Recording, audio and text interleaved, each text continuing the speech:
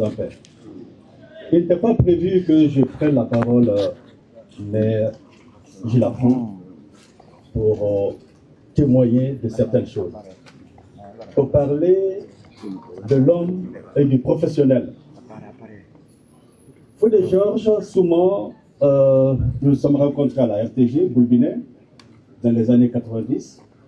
Il était derrière Abdoulaye Georges Cissé. Il avait commencé à faire les clips. Il s'était fait une réputation à travers un clip, je crois, d'une artiste là. Et c'est ce qu'il a lancé. Quand j'ai été nommé à la tête de la RTG, j'ai décidé de porter à l'écran les réalités guinéennes.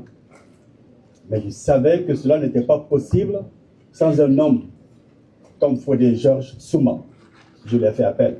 Il était dans le privé. Il était à Saline Vidéo avec Le Bon, Omar Touré Le Bon, Feu Soma Bangoura. C'était leur groupe.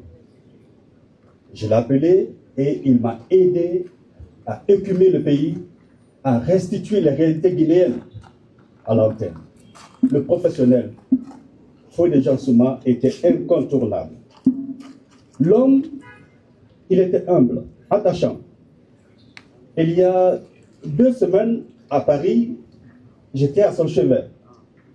Il me parlait de son ami, le ministre Mourana Souma, son Gongoli.